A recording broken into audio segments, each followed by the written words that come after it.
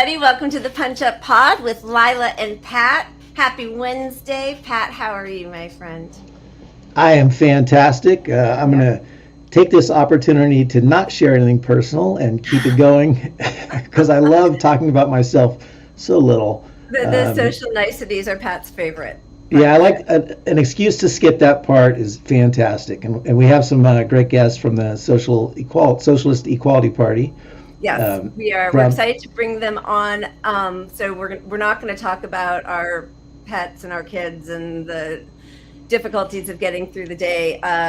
But we do first, just as always, want to thank our new members. Our members, you guys are amazing. You keep us going. We are so incredibly appreciative. Thank you, thank you, thank you.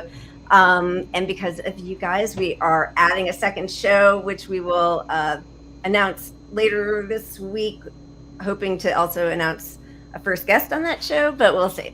Right. It'll be we think it'll be Sundays at 5. Hopefully that works for folks. Wow, you just said it out loud. I feel like I want to get it. I'm going to test it. We'll see the response to it. All right, Sundays at 5 our time is what we're thinking. Pacific Coast time.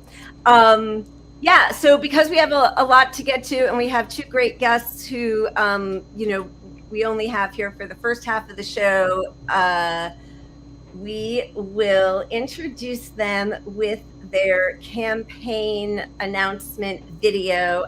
We have right here Joseph Kishore and Jerry White running for the Socialist Equality Party 2024. And here's the announcement right now as I'm scrolling. Cheers. This is where a producer would come in so handy.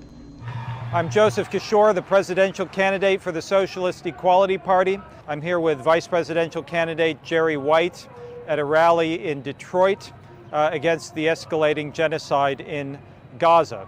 It's a very powerful response to our campaign to get on the ballot in Michigan. There is enormous opposition in Detroit and throughout the United States and around the world to the genocide in Gaza. Jerry and I are making a number of central points as we speak to workers and youth here. First, this is a genocide made in Washington.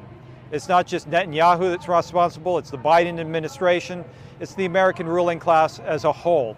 Second, the genocide in Gaza is part of an expanding global war that has to be understood in relationship to the US-NATO war against Ukraine and the developing war and provocations against Iran and China. The fight against genocide is necessarily a fight against imperialism, US-NATO imperialism.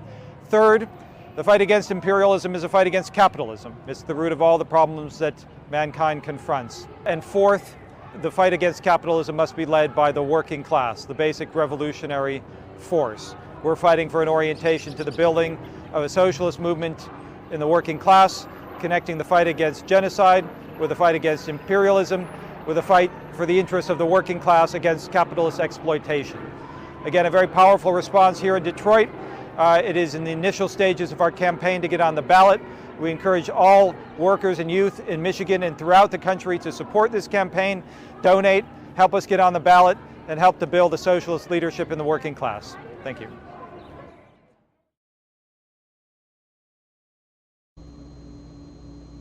So what an entrance. I love it. We are now welcoming Mr. Joe Kishore and Mr. Jerry White to the show. How are you both, gentlemen? Welcome. Thank you for being here with us. Hi, very good. Very good. Thank you for having us. Pleasure to be here.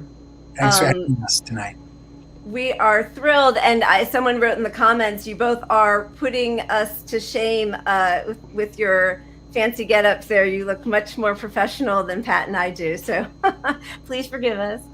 My household was on strike for 8 months over here, so we're I'm wearing a shirt that's about 6 years old.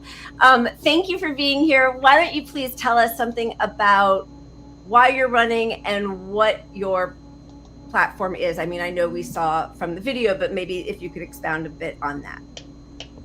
Sure. Well, that video was a video shot at the rally against the genocide in Detroit.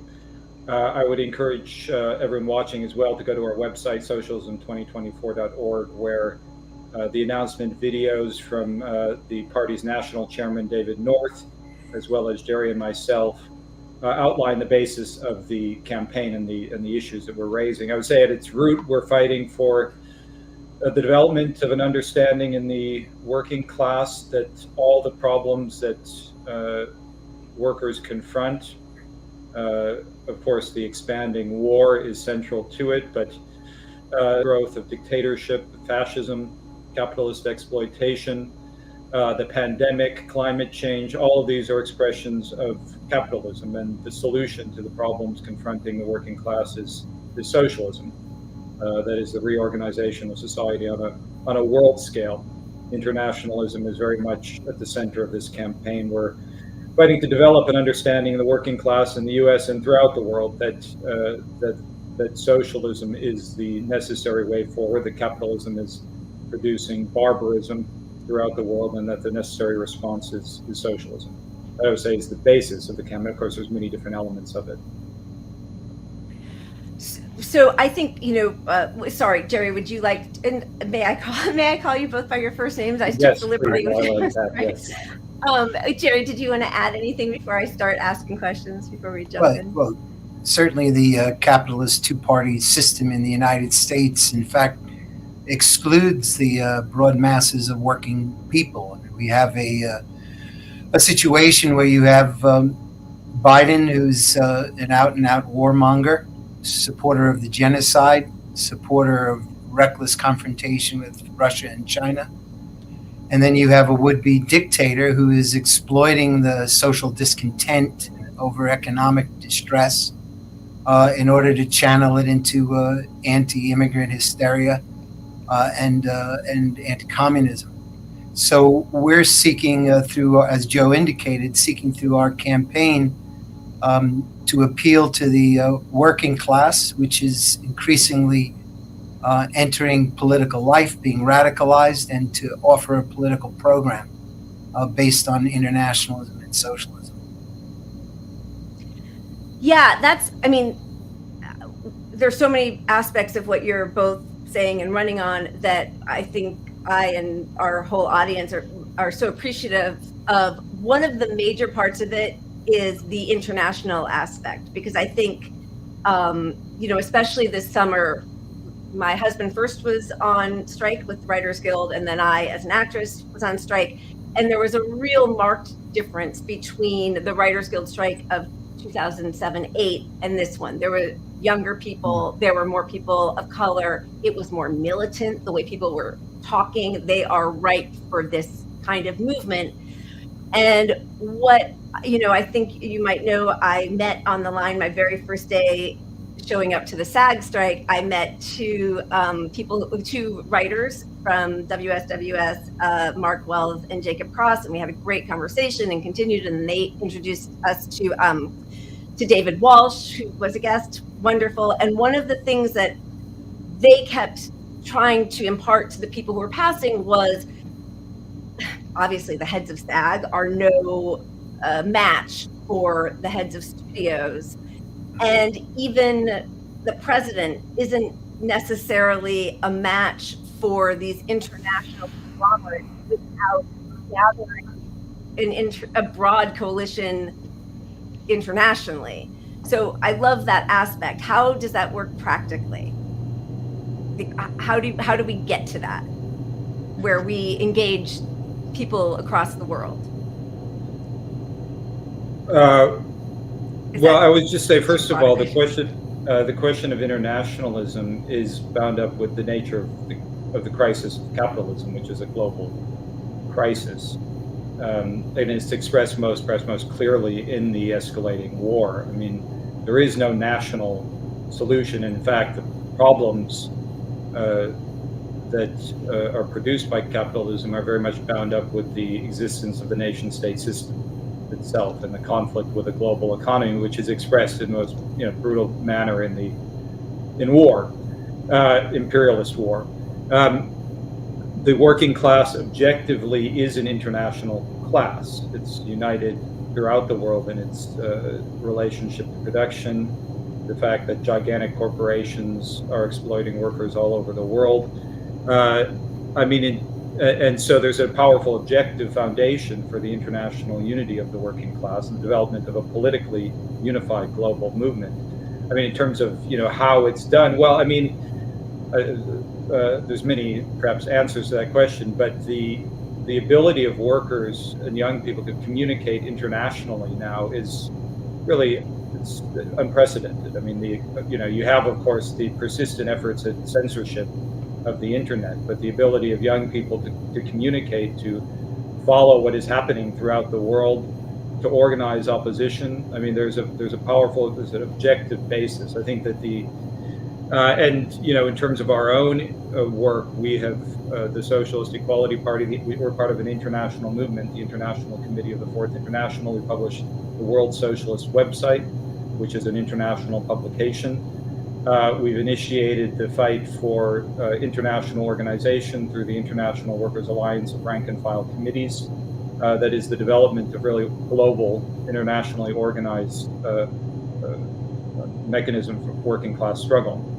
I think, though, that the most fundamental question is the development of the political understanding among workers of the necessity for an international perspective. A perspective that unites workers all over the world, and workers of all, ethnicities, races, genders, and nationalities within every country.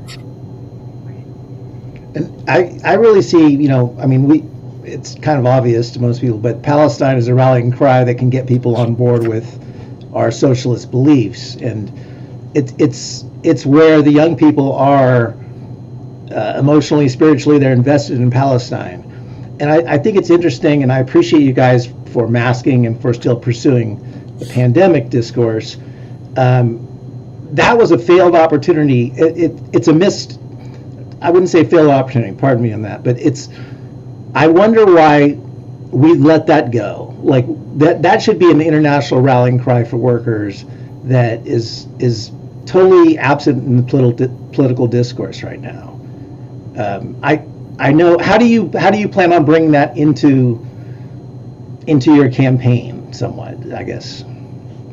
Well, one thing, first of all, Pat, when the pandemic was first spreading across the world, there was actually a spontaneous movement of workers beginning in Italy that spread to Canada, spread to the auto plants in the United States, in which workers actually shut down production in defiance of the trade union apparatuses and the governments, who were all demanding that these workers are essential, and of course were more concerned about profits than workers' lives. But what we warned about at the time was that the response to the pandemic would be conditioned by the existing social relations of capitalism and the nation-state system.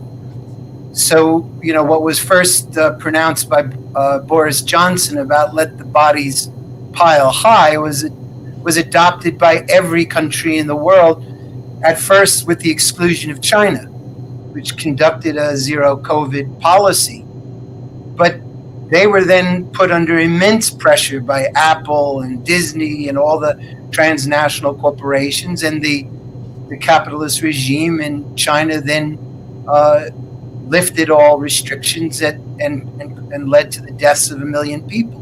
And that demonstrated the total inviability of a national response to what is a global process. And of course, all the problems, whether it's the pandemic, whether it's the environment, whether it's war, whether it's inflation, these are global problems. But the political systems and the trade union bureaucracies, which are all nationalist, subordinate the working class to the interests of their, quote, own capitalists in a vicious competition, pitting workers against each other in a race to the bottom, and ultimately sending workers to kill each other over which transnational corporation will control oil or lithium or cobalt. And as Joe indicated, our movement is an international movement. Our movement is rooted in the struggle against all the betrayals of socialism by social democracy or Stalinism, which were nationalist. And our movement is based on the international principles that were fought for by Leon Trotsky in the Fourth International. If I might just make a point, I mean, in relationship to the pandemic, and first of all, it's not over. In a very direct sense that, it's still in the United States, 1,000 people are dying every week. You have 20 million people who are impacted by long COVID, which is just ignored by the whole media. It's treated as if, it's treated, of course, as if the pandemic is over, and it's not. And of course, the virus still evolves. I would just say, because you asked a question of sort of, why isn't that this is sort of rallying cry? I would say, first of all, I think the pandemic has had a profound impact on, millions and millions of people, and people don't really understand, or they haven't really sort of worked through the implications of the experience of this. But 20 million, 25 million, 27, I don't know the latest estimates, 27 million people dead throughout the world, over 1.4 million in the United States. I mean, this has been a colossal experience and a colossal crime by the ruling class. But, of course, there has been so much misinformation, disinformation, propaganda. I mean, Jerry mentioned, the workers walked out at the beginning. Then it was back to work. And the line was, the cure can't be worse than the disease. First proposed by Thomas Friedman in the New York Times, and then picked up by Donald Trump. And that became the mantra. You can't, in other words, don't let human life get in the way of profit and the markets. They handed trillions, but there's been so much misinformation. People just don't really know. But one thing we have found, because as you noted, we wear masks when we go out in public and speak to workers. When we explain what's happening, also at public meetings where we very strongly urge everyone to wear a mask and observe precautions. We have, UV lights and other things to try to make sure that people are as safe as possible. When we explain it, people are very willing to take the measures. It's really that, that the whole political establishment, I would also add all this, I mean, it's not even a political issue. Outside of the Socialist Equality Party, there's not a political tendency that is making the pandemic an issue. That includes Cornel West, it includes various so-called independent candidates for president. They're outside of and this has characterized the pandemic as a whole. The ICFI, the World Socialist website, has treated the pandemic as a political question requiring not only a scientific response, and we've done a lot on the science of COVID to make people aware, but it requires a political response and a political struggle to oppose a society in which human life is subordinated to profit. Yeah, I mean, even when we cover COVID every week, and I have not been indoors without a mask in public for 4 years, so I'm so grateful when I see, because as you said, lots of third-party candidates who I had hoped would be doing better, especially on this issue, are indoors hugging their supporters. Nobody's wearing a mask, and all I see is COVID virus spreading and variants growing.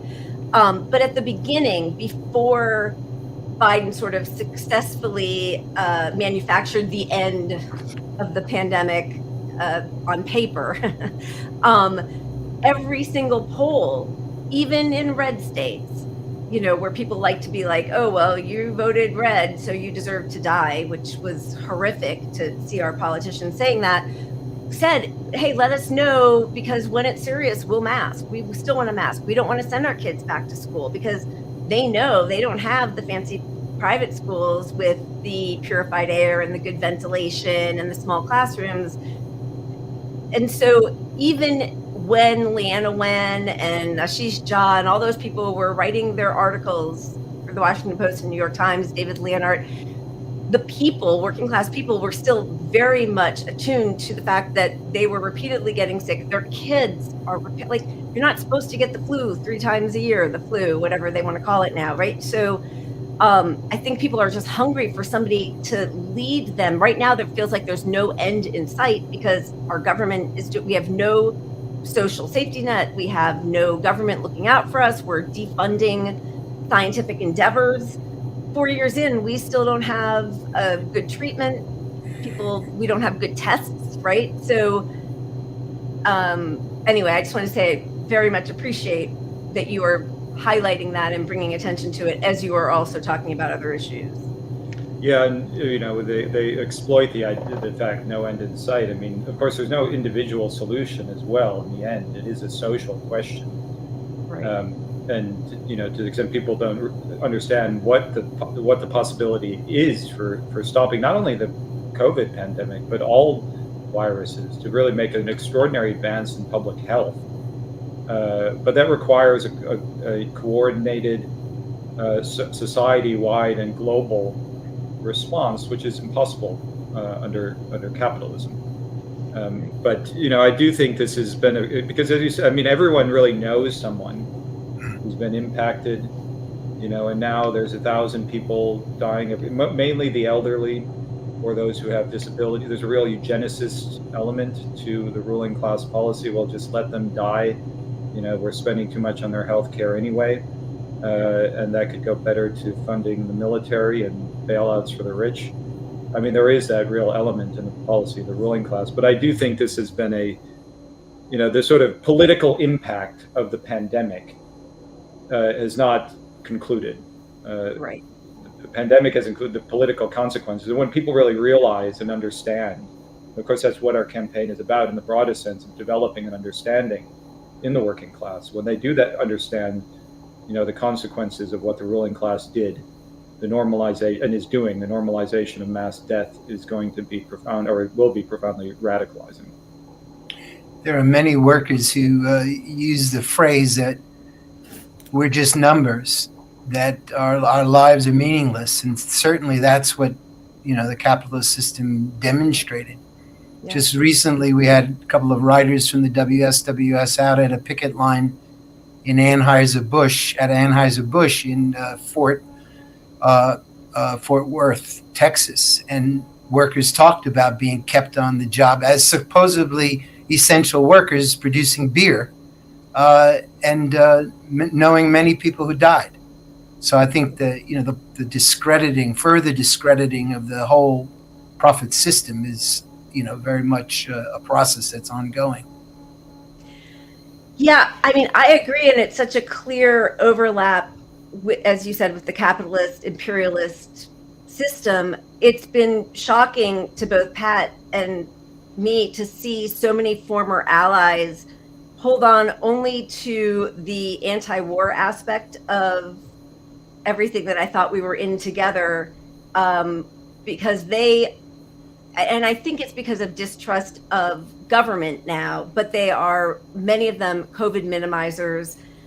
Some of them employ, anti-trans language, which is upsetting. And even so far as starting to deny climate change, or like George Galloway, for instance, who just had this great blowout on his anti-war platform last week, but then proudly says he's anti-quackery, by which he means he's a COVID minimizer, anti-green, and anti-woke.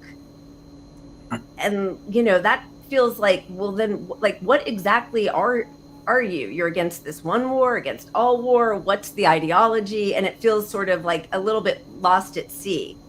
So I would imagine that your platform encompasses everything that we're all sort of fearful of as we see impending doom on many different many different areas coming at hurtling towards us. So I don't know if you wanted to then talk maybe how we move towards the wars that we're trying to spread, or if you want to talk about we want to start with that, our ongoing genocide, support of genocide. Well, yeah, I mean, it's we've gone from the normalization of mass death in the pandemic to the normalization of genocide in Gaza, and the normalization of nuclear war in relationship to the U.S.-NATO war against Russia, which, it's been the subject of a lot of the conversations that Jerry and I have had with young people who are protesting and workers protesting the genocide in Gaza, which certainly has galvanized enormous anger, hostility, and outrage all over the world. Right.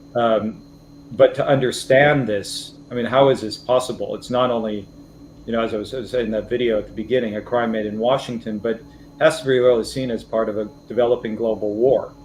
And right now, the central priority of Biden is to get additional funding for the Ukraine war, to escalate the war against Russia.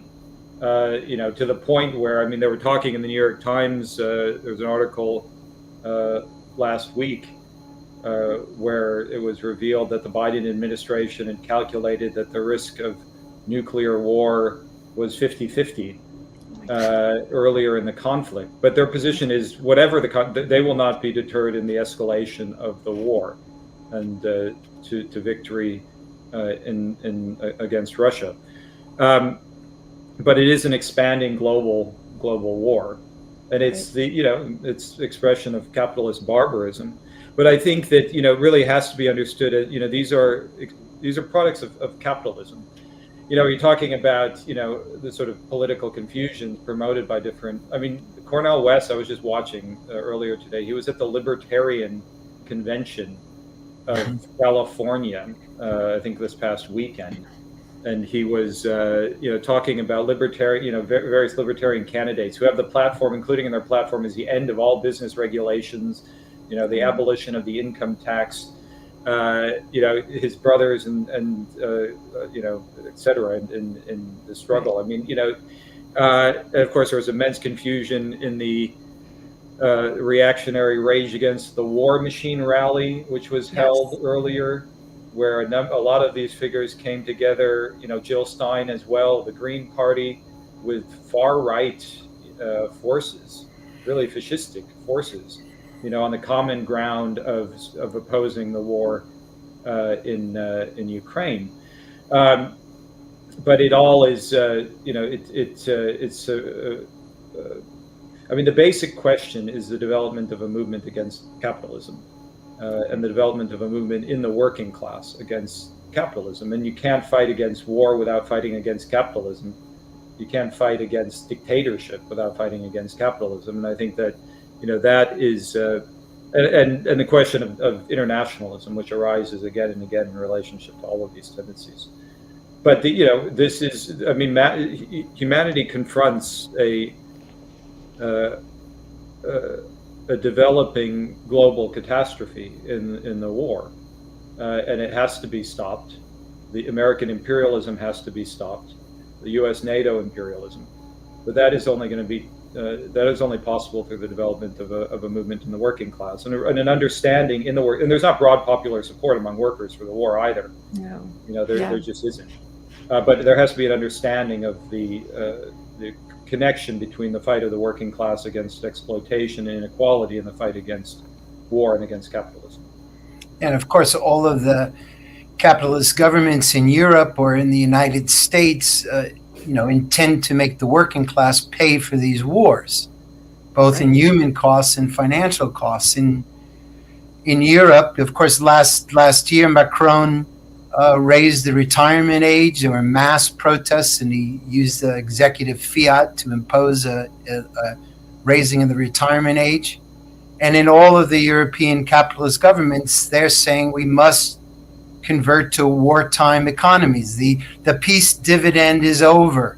We now have a, quote, freedom investment, which is required as German imperialism gets its tanks going with its bullseye on Russia once again. And it's the same thing here. There are think tanks.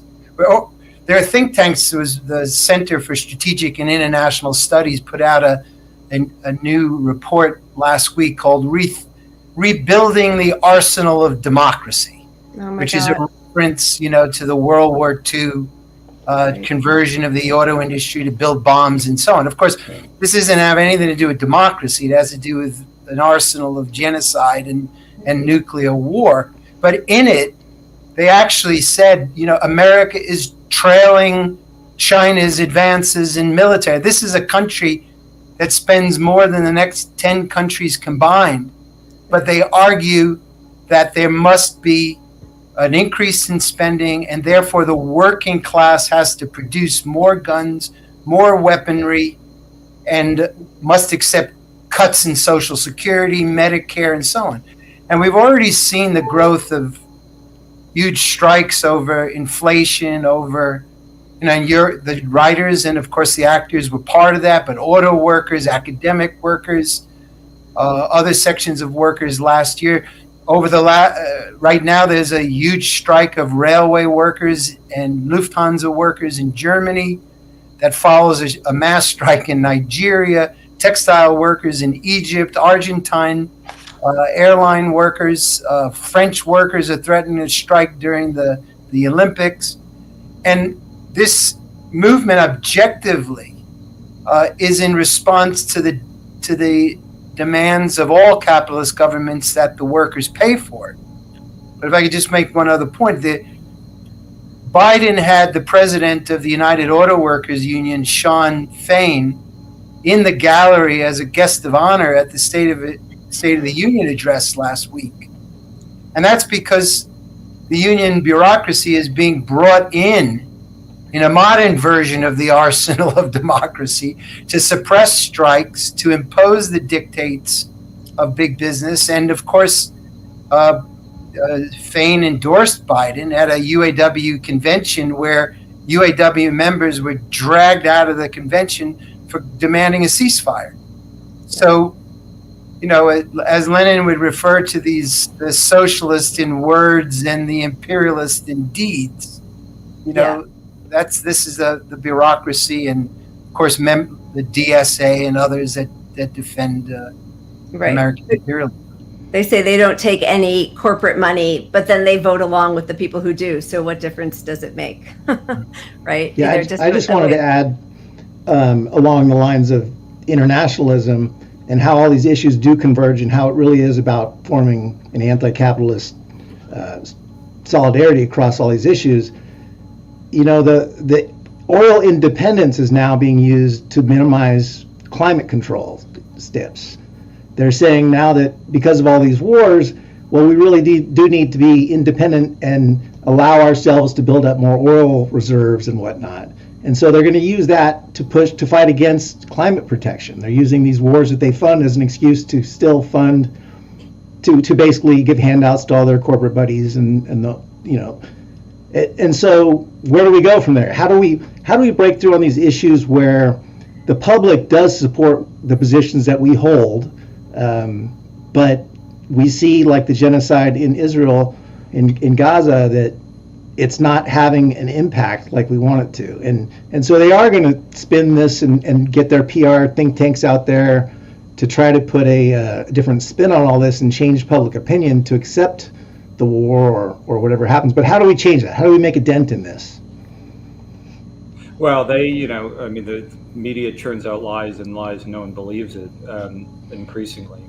There's a powerful objective basis for a development of a real fight against capitalism. I mean, what Jerry was raising, the growth of the class struggle all over the world. You had millions and millions of people protesting the genocide. The political institutions are deeply discredited, all the parties. I mean, the Democratic Party, it can't really move beyond, the genocide. And then you have people like, as Jerry was saying, the DSA, Bernie Sanders, who won a lot of support from young people, talking about a political revolution. He's now Biden's chief surrogate to go around and, provide him with political cover. So there is a powerful basis for the development of a movement for socialism, but it's a political fight. That's what we're doing in the election. In this election campaign, we're fighting for a socialist understanding in the working class, for an understanding, and that's very much connected with a historical understanding. What happened in the 20th century. The question of the development of a socialist consciousness is a political fight. It's something that people have to make a decision that they're going to take up. They're going to join and fight and build a socialist movement. It doesn't happen automatically. But I think people are coming to the realization that there's no tinkering around the edges, right, to solve the problems. We would confront basic questions. The whole structure of society, the whole political system is rotten to the core, and not only in the U.S. but all over the world. And the society in which we live is is historically bankrupt. I think people are beginning to see that. But then the question now is, all right, well, we have to fight to develop a conscious political understanding. You know, David North in the introduction to the election campaign makes the point that we're not, you know, this campaign isn't about the lowest common denominator. You know, we're not, you know, just sort of shouting empty slogans and trying to, you know, get people on that. You know, it's a political fight, political struggle to develop a socialist understanding and a socialist consciousness and international. There's a powerful objective, again, basis. Right. But it's something that has to be fought for. I mean, there's no way around it. I mean, people have to make the decision to, all right, well, now's the time to take this up and build it. So in that regard, two questions. One is, you know, it seems to me that the way really to affect change would be some sort of massive general international strike, just withholding labor from the people who profit off of all of us. But on, like, for the two of you, as you are venturing forward in your campaign, what's your next step? Like, I know you're gathering signatures in Michigan. Are you going state to state? Are you how are you engaging people who are so hungry for the change that you want to bring?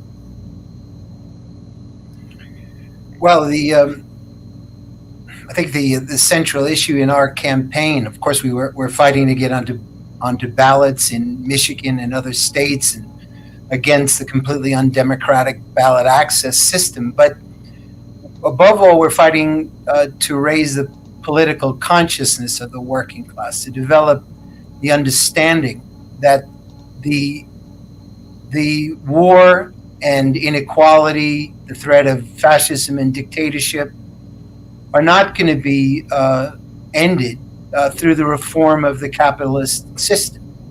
Of course, millions of people have marched throughout the world against the genocide for 5 months.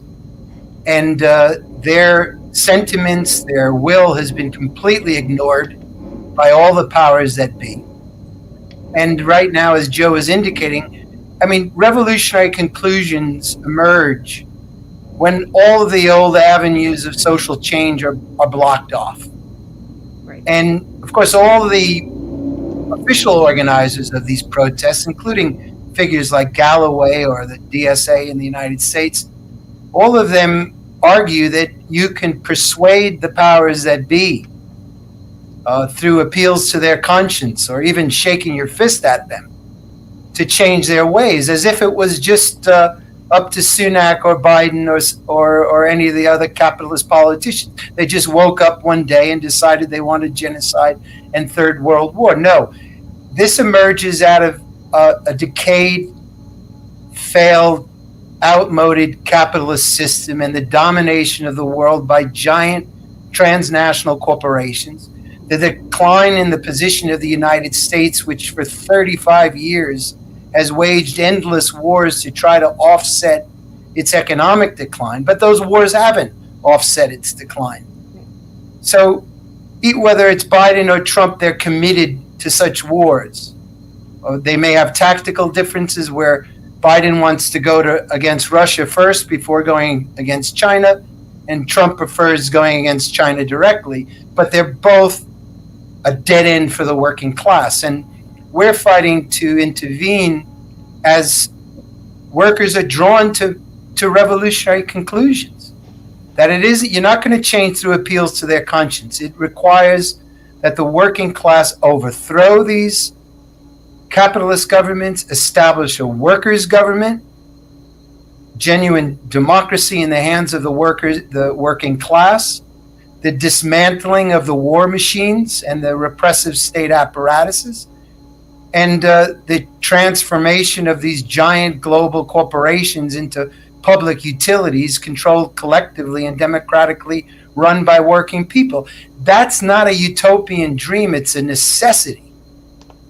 In the hands of this financial corporate oligarchy, they have no future for humanity. And we're fighting to bring that understanding into the working class. If I just might add a quick point on that, because you're raising the question of a general strike. And I mean, you know, the SEP fights for the development in every form of the class struggle. And, I think the experience has been universal among workers, the role of the trade union apparatus in isolating, suppressing. I mean, Jerry was talking about Fain, his grandstanding with Biden and his support for, Genocide Joe followed the so-called historic stand-up strike in which most of the workers remained on the job, and they rammed through contracts, which have led to the immediately firing of thousands of workers. Jerry was at a protest last week, that weekend, of Stellantis workers who've been fired. Rank and file temporary workers, and denouncing the UAW apparatus. Fain, you lied to us. So there has to be the development of the class struggle. The SEP was also intervening today. Jerry issued a statement on the walkout of Flint teachers who've been denied a pay raise after years of pay freeze. This is in the home of the Flint water crisis. There's supposedly no money for anything.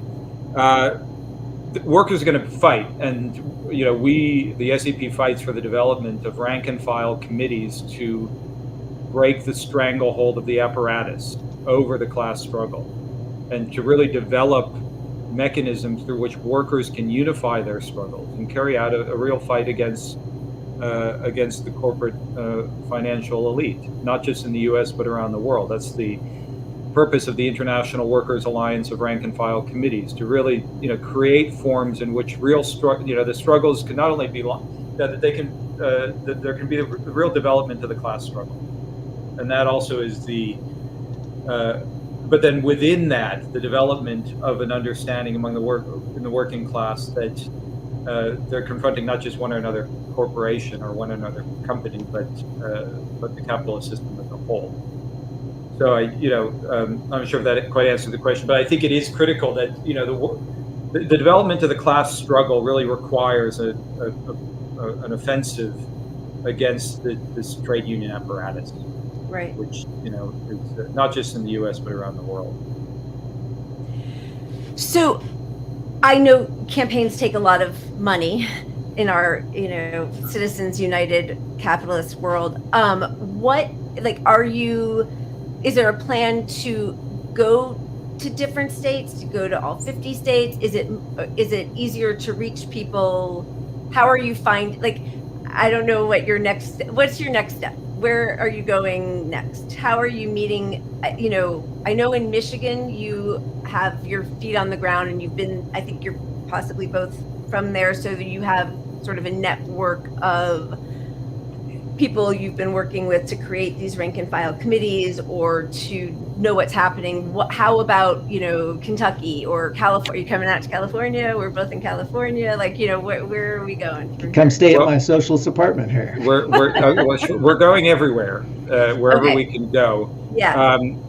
And it's not just Jerry and I. I mean, we'll be doing as much traveling as we can, but this is a political party, and the Socialist Equality Party, our sister parties, will be fighting to develop this campaign in the U.S. and internationally.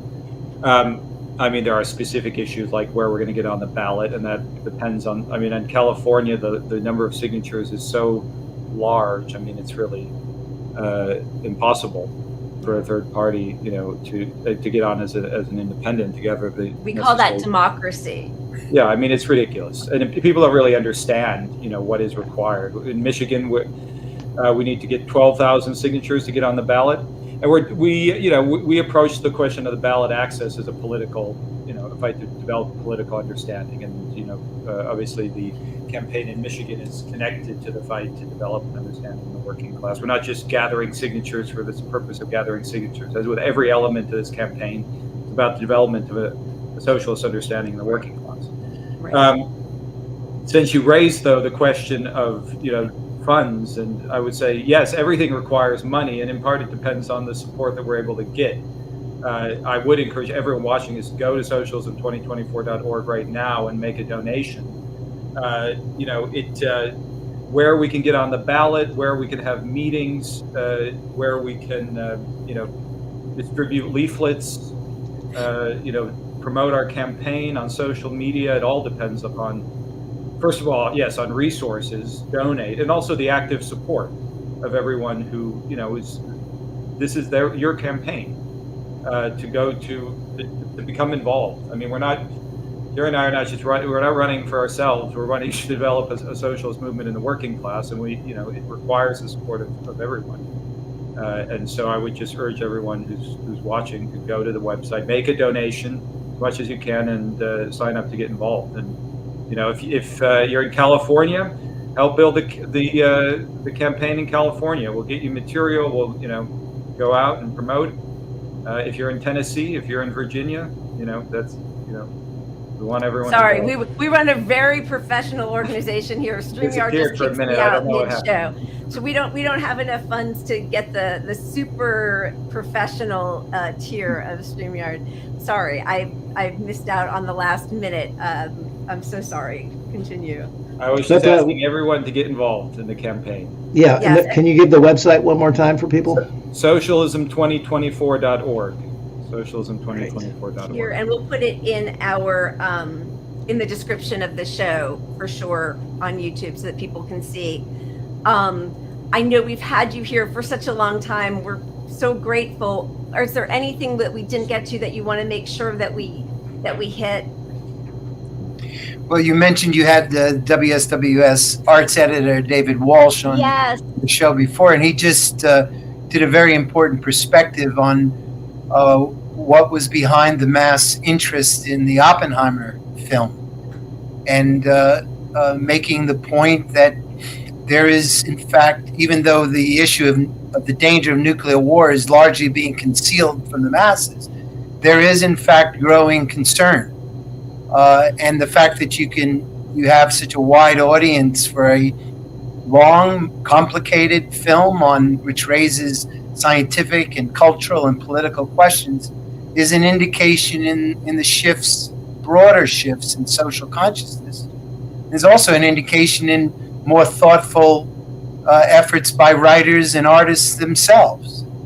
And these are processes: the pandemic, the genocide, the danger of nuclear war, which are shifting mass consciousness. And so our campaign, as Joe was saying, we are giving expression to an objectively revolutionary movement of the world's working class, the billions of people on this planet who cannot live any longer under capitalism, a system where 84 billionaires have more wealth than half of the people on the planet.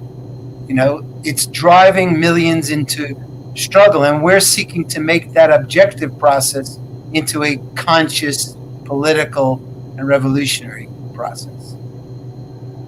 I would just add,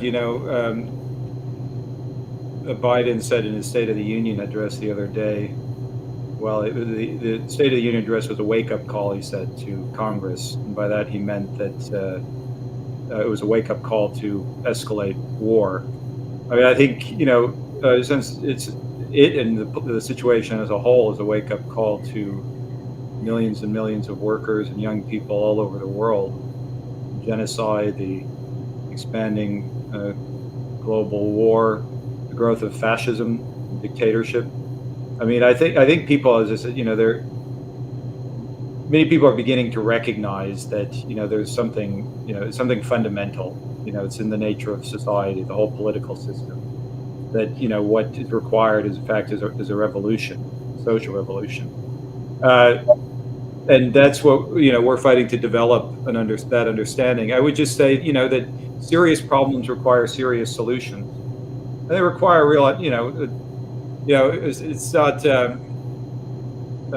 we're not running this campaign, based upon slogans. There's great questions that confront young people and workers who are being politicized right now. Great political questions, great historical questions. I mentioned just briefly what happened in the 20th century. The whole question of what socialism is.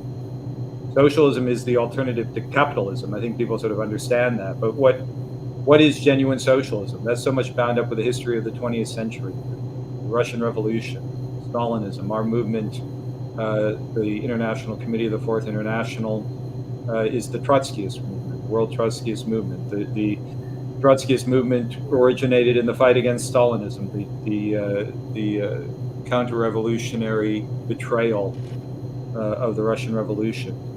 And all these great questions, really in every country, the great historical questions are raised. And the point I'm making is, obviously we can't speak about all these questions here, but I do think, that they said, the workers and young people confront serious problems. Capitalism is normalizing barbarism, and the response has to really be, equal to the crisis, and that's what we're fighting to develop again in our election campaign. That understanding. Well, I truly do think the public is ripe for an education on socialism, and I'm glad you guys are out there doing it. Between the pandemic, between the fight to stop fascism, and all we have to stop fascism is Joe Biden. That's the best the Democrats can do. The examples are right in front of the whole world. They just need to connect the dots a little bit to capitalism. Well, Trump's greatest asset really is the reactionary character of the Democratic Party, and everything they've done over the past 3 years is, served nothing more than to elevate and politically strengthen Trump. Actually, it's insanity. It's just one big reality TV show that we're all living in here. I have to say, when I got the text last week or 2 weeks ago, when you made your announcement, from one of your writers sent me, Mark Wells, and it did fill me with so much hope just to hear you both, and David North also, his video, putting it all together, because all of these issues that are terrifying, and they feel isolating because we've all been abandoned, but by giving voice to the intersectionality of it and how we move forward, it gives me, and I think a lot of us, a lot of hope. So thank you. We really appreciate what you both are doing. Thank you. Thank you for having us on. Thanks. Absolutely. Thank you so much. Please go visit the website. I want to get it exactly right. I know I just put it up. Will you say it again? I have brain synapse issues. Socialism2024.org. Okay. I just wanted to make sure. Socialism2024.org. Joe Kishore, Jerry White, thank you both so much for coming on. We really appreciate it. We'd love to have you back anytime, and good luck in these next few months. Thank you. Thank you. Thank you. Thank you. Good night. Whoops. You got rid of the wrong person. We're going to make you hang Joe, out. And do you the and I are going shot to take on it the from wheel. here. Bye. Good night. That was wonderful, Pat. You got me on the wrong side. That was wonderful. And yeah, you both feel free to hang out in the back or take off whenever you want. Thank you. They're great. So incredibly smart and articulate in putting together all of the issues that, we are all concerned with, and how the root cause of all of them, of course, is the green god, which is the only religion. Our capitalism is always going to lead to where we are now. We're not going to fix it with incrementalism or reforming the Democratic Party. It's just not going to happen, and we don't have time to wait. And so their message is, it needs to get out to everybody, whether they win the election or not. I mean, realistically, they're not, but they're going to get their message out to everybody as much as possible. And it will affect the subconscious of people and wake more people up to what's the real problem in the world: capitalism. So. Obviously an ongoing genocide incites people to action. It's been amazing to see how quickly people took to the streets. And this is not to diminish at all what is happening in the Middle East, but we have lots of pressing problems for all of us in this country and around the world. And I think if we can mobilize that energy for all, whether it's climate, war, fascism, healthcare, stagnant wages, all of these things are part and parcel of the same ghouls who are running the world. And we just need to bring that energy to all of the issues. So that's hitting the streets. All right. So enough seriousness. No, we have plenty more serious stuff to get to, but we should move on, right, to all of our. Yeah, let's start the rest of the show. Let's do a shot. Cheers to Joe and Jerry. Absolutely. Cheers, and we'll play the intro to get us going here. All right.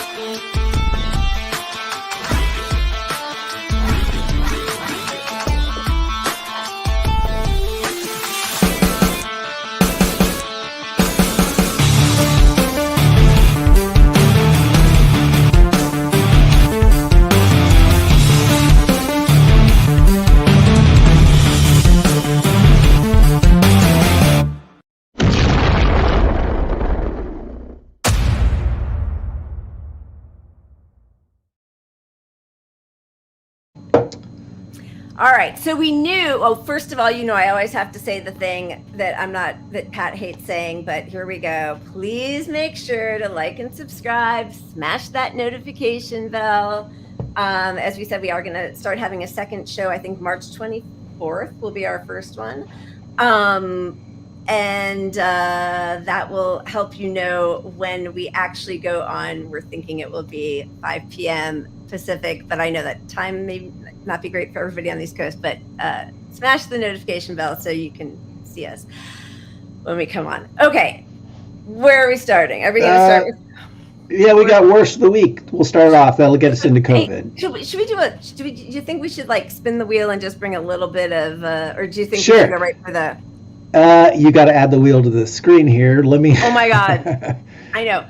Apologies again. My crazy looking. I had to quit out of Chrome again.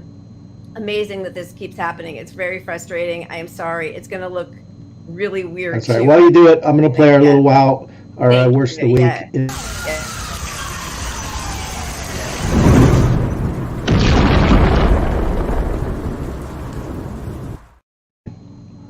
I thought you were going to play a good video instead, because I'm having to resize everything now. I mean, this is just so ridiculous. Are you? All right. Well, let's just play. Let's play a timeline cleanse. Let's go to timeline cleanse out there. That one's kind of long. Let's just do a simple puppets one.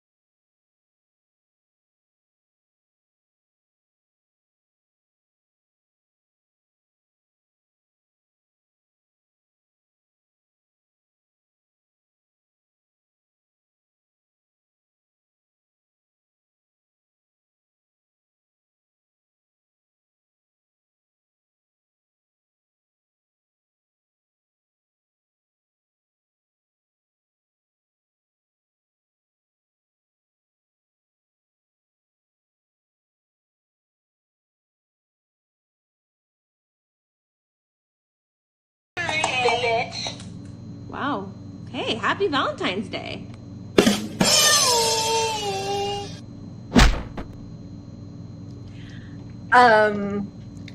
Reflect the Sun, thank you again for your generous gift, 10 Punch Up Pod memberships. You are amazing. Devin, Young, thank you. You guys are awesome. Thank you for doing this for us every week. You guys, all of your support means so much. Even sharing and being here is really absolutely. And we wouldn't be able to do a second show without it, and it means a lot. So thank you guys. Thank you. We really, really appreciate it. Okay, worst of the week, right? Is that worst of the week? Yeah, I already played the intro for some reason, but worst of the week this week. Everybody read that article, I hope, on NPR, or at least saw the backlash. Wrestling with my husband's fear of getting COVID again. She's the COVID wife. The general gist, for those who didn't read it, are pretty much summed up in this paragraph.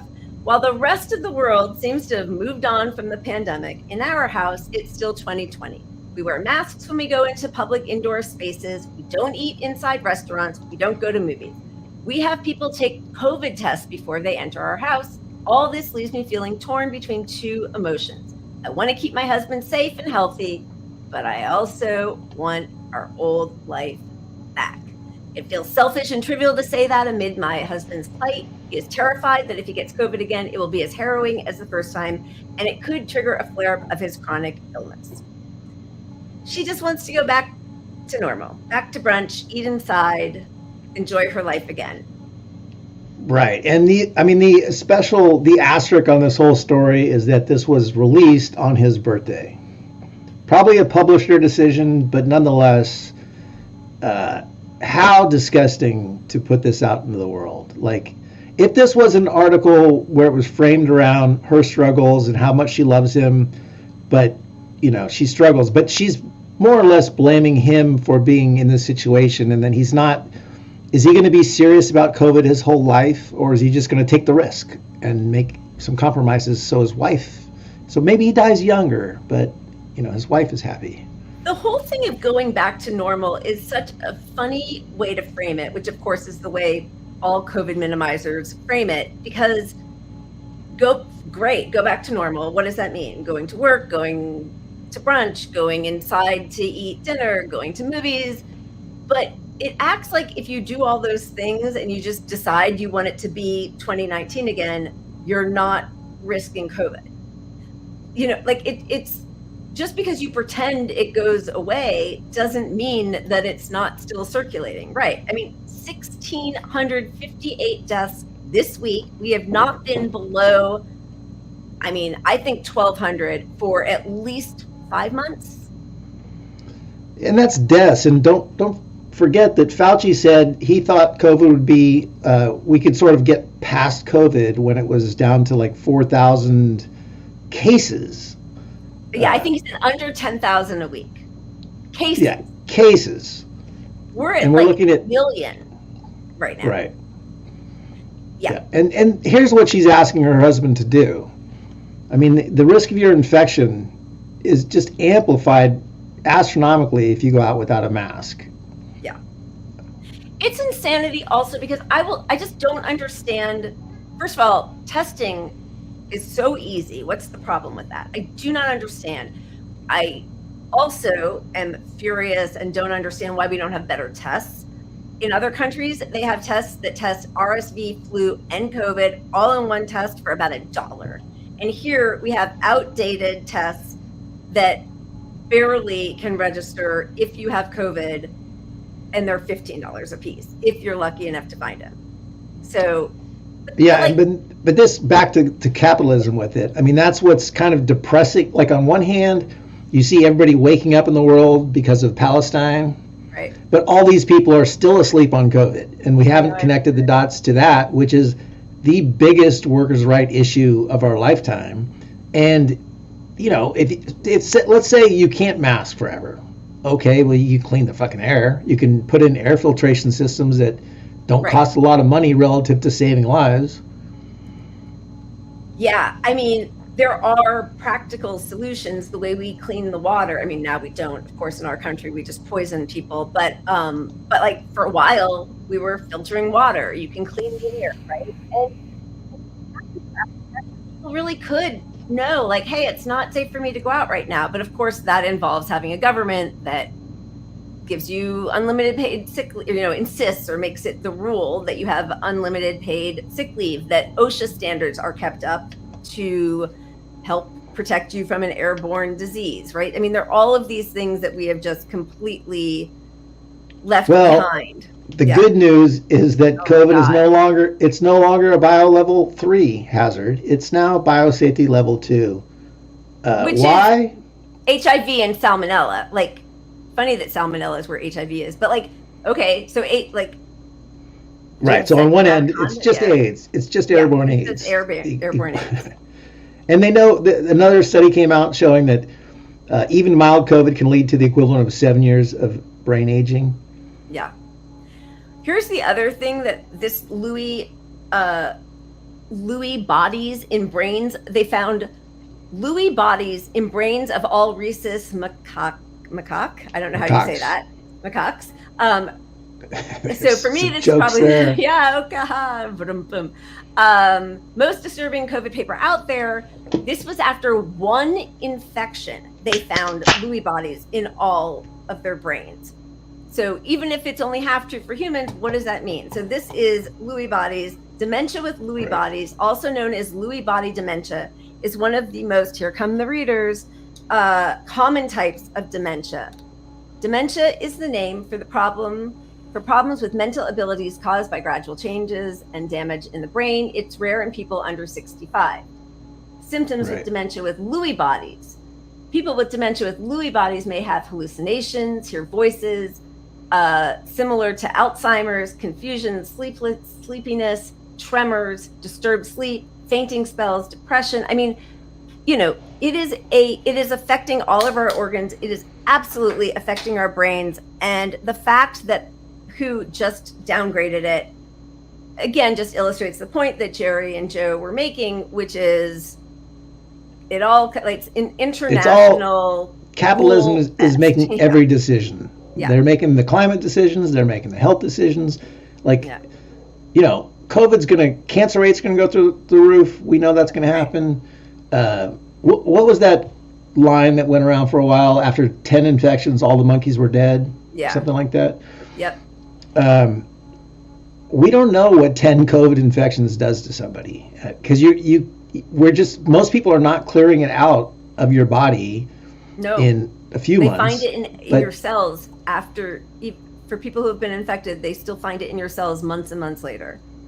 Right. So we just simply don't know, but we know enough to want to protect you now, just from the known risks. Yep.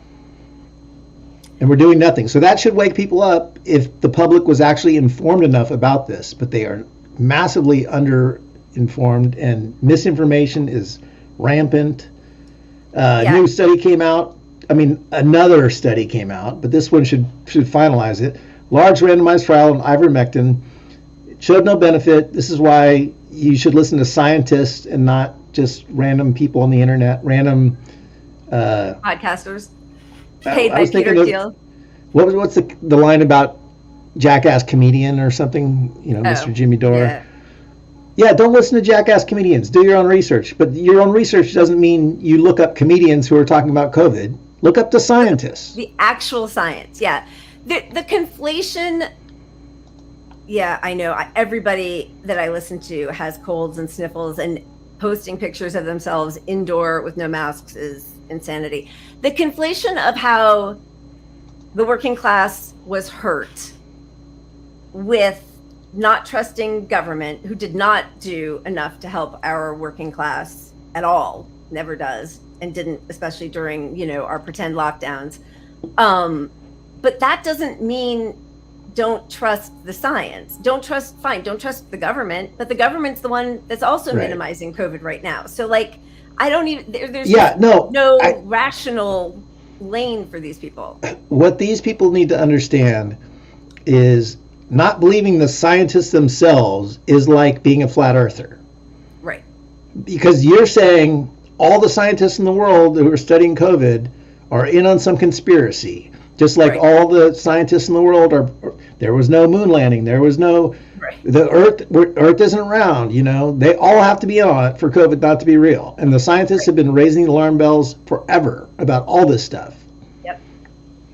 Yeah, so that is where, these people who say they're for the working class, actually, I almost never hear people talk about the working class that way anymore. It's really sad. It's all everybody's just kind of mask off, both literally and figuratively. There isn't really, it's now funneled just towards anti whichever war you don't want right now. Sorry, mask off, you're mentioning? I know, that was at the State of the Union. I hate to hit Bernie on this, but Bernie went around in the first half, the whole most dangerous part of it, the meet and greet where you're all up in each other's faces without a mask on, and then sits down and wears a surgical mask. And this is the guy who acted like he was woken up by his little long COVID. He brought some daylight to the attention of long COVID with the Senate hearing, but he's also been silent on the 1 day go back to work guidelines from the CDC. Like one day without a fever, you go back to work. Like this is all anti-science. He's the top politician when it comes to this issue. The number one guy is the Senate chair on health and whatever. Silent on it, wearing a surgical mask, not wearing a mask most of the time. It's just the most disappointment I've had in my life in one single politician, for sure. It really is devastating, Obama, honestly. close second. Yeah, I mean, Obama, although, like, the first year of 2020, right after Bernie dropped out, I actually had nightmares about Obama. I was so furious. And now I feel like I don't even know what would be all that much different if Bernie were in charge, even though there's a part of me that still loves him, but boy, he's failed on so many levels. All right. What do you think? Are we, should we move on? Do we have more stuff to talk about? Yeah, let's move on. There's not that much new on COVID. I do want to just give a shout out to fucking around and finding out. Anytime fucking around and finding out gets a win. Here's to that, yeah. I'm happy about it. Martin, whoever, we don't have his whole name, who cares? He got fired from Harvard. He's a COVID minimizer, bullshit artist, and he's gone. Back to work, brownstone guy. So I'm all for that. Vinay Prasad. They gotta start working on Stanford because they have a couple of horrific people over at Stanford. Isn't that where Vinay is and Monica Gandhi, I think, and one other one? They're just, sure. I mean, yeah. It really does show you like no difference between the two capitalist parties when it comes to this. One just is able to finesse it more with corporate media and get them to help him manufacture his mission accomplished moment. Like, and honestly, Trump's Surgeon General is out there in the public being more honest about COVID right now than anyone. Yeah, I mean, that is amazing. It is truly amazing.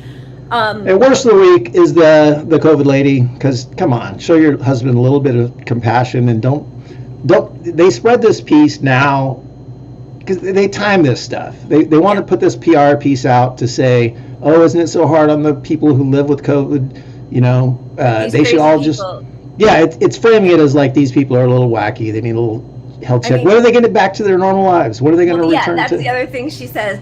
Maybe I should just write a letter. I love you more than anything. I want our family to do normal things, and I'm worried about you, worried that your life has become so much about avoiding COVID. Is this the life you want? Do you see an end to this? Like, we don't get to say when COVID is over.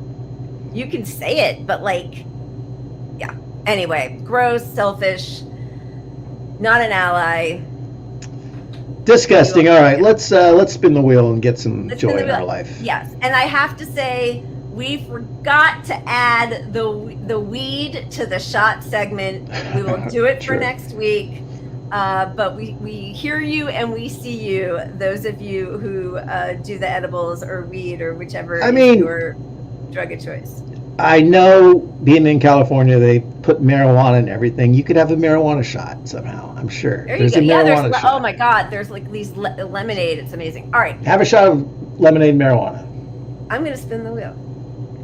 Go again. Yeah, baby. We'll land on puppets. Oh, there we go. Look at that. I need that. Definitely need that. Listen, I thought, because last week when I was the one in charge of the wheel, I didn't freeze. So I thought that if I were in charge, oh, you know what, Pat? I didn't have the wheel set to go when they were on. Maybe that was the thing. It was just 4 of us. So maybe that's why. Cheers. I don't know. All right. Cheers. We're not done with the joy, though. I know. That joy is ours. Yeah, Let's spin it one more time.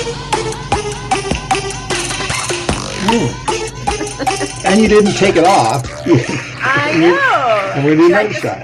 All right, I'm going to remove one since we don't have that much. I love. Oh, you froze with your mouth. You're back, but you were frozen. In oh my God. Just the happiest view. I don't want that to happen anymore. And I didn't take puppets off. Right?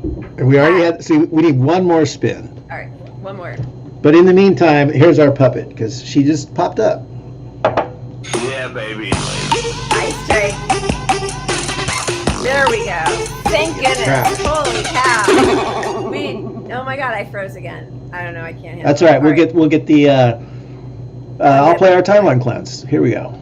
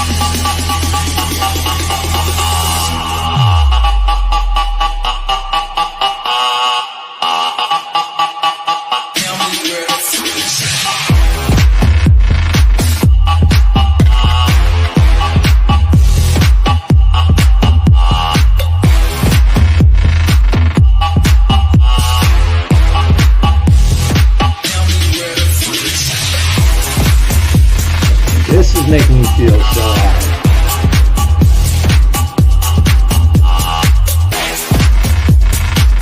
I'm realizing I should use this opportunity to use the restroom, but I can't stop watching it.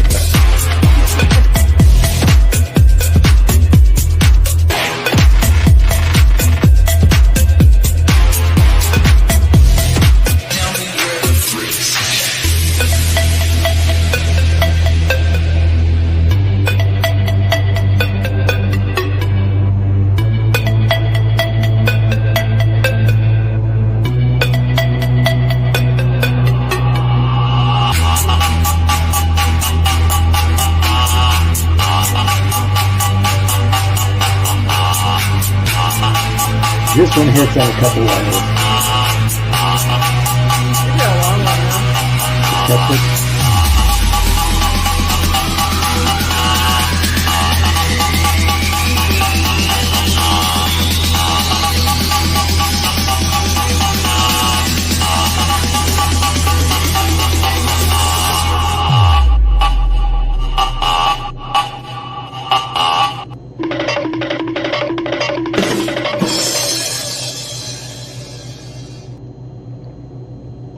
That was very long. I didn't realize that was that long either. Yeah. Daniel, thank you so much. Super sticker, amazing. That is so you. generous. Thank you. And Cora, thank you. You guys are amazing, awesome. We really, really do appreciate Cheers. it. That's great. You can see. I am going to have nightmares over that hand thing because I used to play Tetris a lot, and I'd go to sleep, and in my sleep I'd be like spinning shapes around and Yeah, shit. me too. And now Yeah. you got the hand drawing. It's a lock that I want to have some issues with. That If you one. like Tetris, watermelon is my new addiction. I can't get enough of it. Is this a Palestine thing? I don't know what that is. Could be, yeah, no, it's like 2048 and Tetris together. They aren't sponsoring us. They are not sponsoring us. They're not Just sponsoring us. people. I am just totally obsessed. All right. Okay, so we are moving on now. The Oscars. So the Oscars. The Oscars, where I think there were 10 different attendees who wore little pins to show their support for a Right. ceasefire. And then the winner for as director of Best Foreign Picture, Zone of Interest, which is about one of the heads of Auschwitz living right next door with his family in this sort of beautiful, idyllic space right next door to the extermination camp Auschwitz, and how regular life can just sort of continue when people are perpetrating these atrocities and a genocide. So I'm sure everybody saw this, but we will just remind you that when the director, Jonathan Glazer, who is Jewish, got up to say his speech, this is how it went. Thank you to the Academy for this honour, and to our partners A24, Film for Access, and the Polish Film Institute, to the Auschwitz-Birkenau State Museum for their trust and guidance, to my producers, actors, collaborators. All our choices were made to reflect and confront us in the present, not to say, look what they did then, rather look what we do now. Our film shows where dehumanization leads at its worst. It shaped all of our past and present. Right now, we stand here as men who refute their Jewishness and the Holocaust being hijacked by an occupation which has led to conflict for so many innocent people. Whether the victims of October the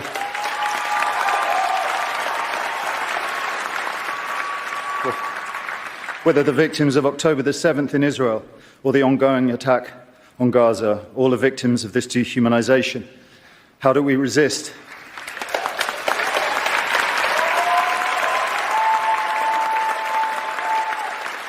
Alexandra Bistron-Koladziejczak, the girl who glows in the film as she did in life, chose to. I dedicate this to her memory and her resistance. Thank you.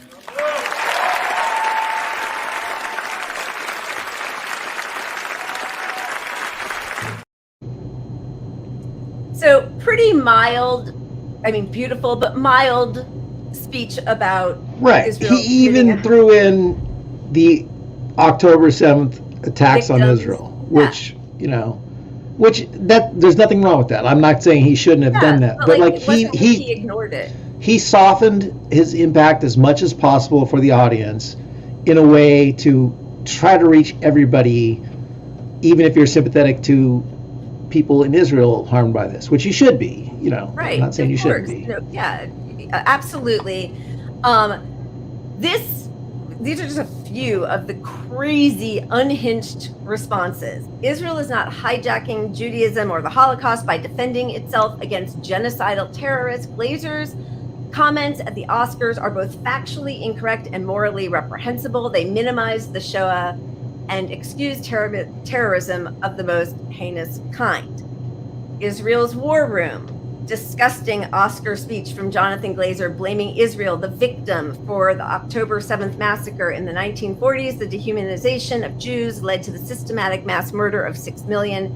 In 2023, that same Jew hatred led to the mass murder of 1,200. It would have been many more if the Jewish state couldn't or didn't fight back. Not to be outdone, here comes Alan Dershowitz, who I don't know why this pedophile rapist is still not behind bars. Thankfully, he renounces his Judaism. Didn't do that. Good riddance to bad garbage. And the useful idiots in the audience applaud his bigotry. Fan favorite Jonathan Buthoritz. Jonathan Glazer, you can go fuck yourself and stuff your Oscar up your ass. Has a little more. By saying he refutes his Jewishness on the biggest stage in the world 5 months after the attack on Israel, Jonathan Glazer has instantly made himself into one of Judaism's historical villains, right up there with Hitler and Batya Ungar Sargon. I simply cannot fathom the moral rot in someone's soul that leads them to win an award for a movie about the Holocaust, and with the platform given to them to accept that award by saying, "We stand here as men who refute their Jewishness." I mean, that is not what they said. He did not refute his Jewishness. He said, basically, don't do this in my name. I mean, I do wish it had been worded differently, because I don't think refute is actually the proper word, but I know that's going to be like, of course, everybody understood exactly what he was saying. The participial phrase could have been closer to, if he had said, I denounce the actions of my country, the hijacking of my Jewishness and the Holocaust. But that's what he was saying. He was not saying, I renounce my Jewishness. He said, don't use me as a human shield or the Holocaust as a shield for the atrocities that you are perpetrating. It was very clear. And especially given the movie that he just got an award for, it was the most apt speech he could have given. it was why he got the award. I mean, yeah, he is Jewish. He made a movie about the horrors of the Holocaust. He mentions that, or thanks the collaborative efforts of the Auschwitz Museum. He's not taking the Holocaust or the decimation of 6 million Jews lightly. That was the whole point. Wasn't he even partially funded by the Jewish Museum, the Holocaust Museum? I think there's a connection there on some level. But I know he thanked them, so at least they were advising on it in some regard. But so Batya is a journalist. So the fact that she fully misquotes him in print, doesn't just pretend she doesn't understand, but writes down, "I refute my Jewishness," and puts a period there. Yeah, right. That's journalist malpractice. That is dishonest as hell. We know a lot of the Israel propaganda is there's a lot of it. It's a lot of bullshit. They've been caught in a lot of outright lies. But when are they going to learn? You make your argument without the lie. If you can't make your argument without the lie, you are tell me your lie. Lie to me 5 times. The 6th time you tell something to me, I'm going to think it's a lie. And this is another example of it. I mean, people talking about it online, talking about didn't even mention October 7th when it's right there. I mean, just what you're saying, the lies will continue even with the truth staring us in the face. And so then, is it that we cannot ever criticize anything Israel does? Is that is that where we cut that? That's just it. You cannot criticize Israel because they have successfully convinced Zionists that anybody.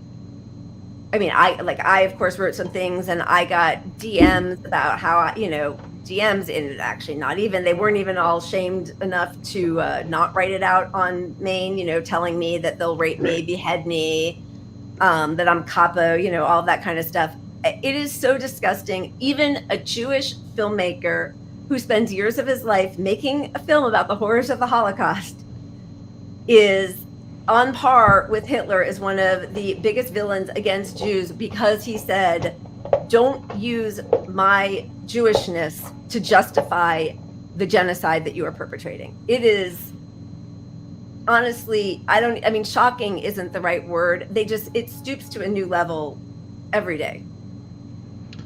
It does, but I mean, there's some hope in the fact that this reached a lot of people, and this discussion reached even more people, and there's no avoiding the fact that the public has been awoken to what is actually happening there to a level that can't be put back. And the more this goes on, the more tragic it is for Gazans, which is awful. The only silver lining in it is it is waking people up to how truly our government does not work for us. They are not representing our interests. It's not making Israel safer. It's not making us safer. Why are they still protecting this country? Why are we shielding them at this point? It's just, corporate capture. I mean, and corporate capture. I mean, it's AIPAC, it's J Street. It's the fact that Israel's going to spend $100 million they pledged already to anyone who supports Gaza. Yeah, who's pro-Palestine, who wants by the way, a ceasefire. When has it ever been prohibited or looked down upon to say, can we stop war? At least Democrats used to pretend that was the side they were on. And again, as we were saying, and all of these issues are intersectional, but a majority of the country wants a ceasefire. Majority of Jews want a ceasefire. So, none of this is going the way for the politicians, but that doesn't matter because they don't even pretend to be, working on any sort of representative democracy. They only represent their lobbyists. But yeah, whether the general public, Jewish people, Muslims, Catholics, Protestants, white evangelical, non-affiliated, majority of Americans favor a ceasefire, as does a majority of the world. instead of ever listening to anything that their people want, the new effort, which is again pushed by AIPAC, is TikTok needs to be sold or banned before the 2024 elections, because them kids are getting too much real information. Well, I mean, well, Nancy Pelosi said it best, I think. This is not an attempt to ban TikTok. It's an attempt to make TikTok better. Tic-tac-toe. A winner. A winner. That sums it up. I'll have what she's drinking. She's just a disaster. Yeah, but so basically this came out, it was I think a conference call amongst ADL board members. And this is the president of the ADL. Right, agreement. The issue in the United States of support for Israel is not left and right. It is young and old. And the numbers of young people who think that Hamas's, massacre was justified is shockingly and terrifyingly high. And so we really have a TikTok problem. We have a TikTok problem. And again, the problem is that for a long time, Israel and AIPAC and ADL and the Canary Mission and all of these highly influential organizations have been able to, guide the narrative and make Israel the perpetual victim.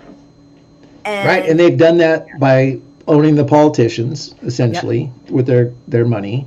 That's right. The media, we've seen that CNN had to run stories through the IDF before they could air them.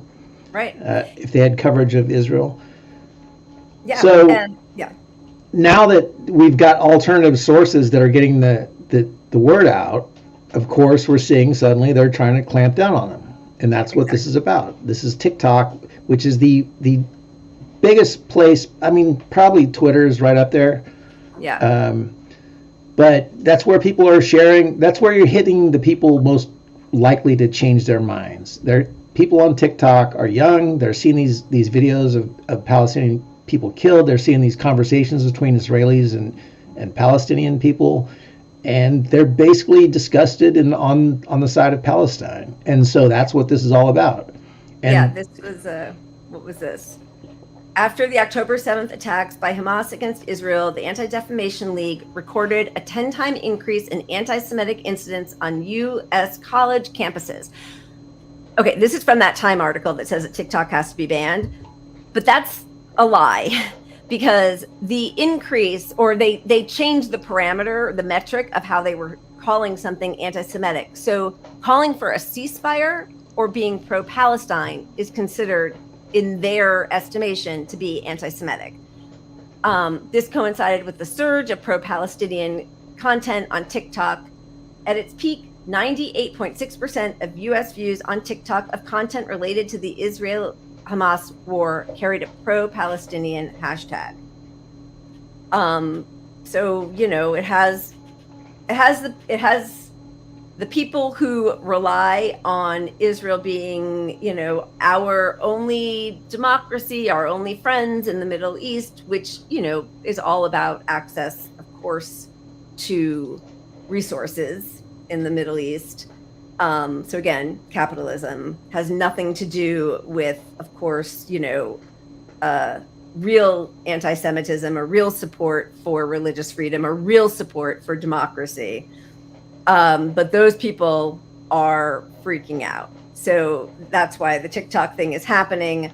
This was platform usage and anti-Semitic, anti-Israel views, and again, they're going to blame it all on TikTok, but they are conflating anti-Zionism with anti-Semitism.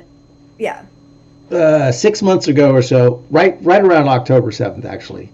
I mean, like maybe a month past it. So 4 months ago. Right. The ADL literally changed their declaration of what constitutes a hate crime. And so saying from the river to the sea, their own website, when they would define terms and they would say, is this anti-Semitic or not? It wasn't anti-Semitic at the time. Right. And in fact, it's in the origin of it is the Israeli charter. So Well, yeah. it's hypocritical at best, because from the river to the sea is just, it's born out of saying Palestine should have the same liberation as Israel has. Right. This actually participate in a real democracy. So I don't think it's going to pass the Senate. I think that's the feeling, is that it will not pass the Senate. It did pass the House, this bill, and of course Joe Biden said that he would vote for it. But part of the contention also, they keep doing this Red Scare of the China fear mongering, is that, well, it's a data mining service, and that's how they're framing it. And China has all of our data and all of our we have to protect young people. Of course, they're not going to talk about Facebook or Instagram or Twitter. They're only going to talk about TikTok, because that's the one that most young people.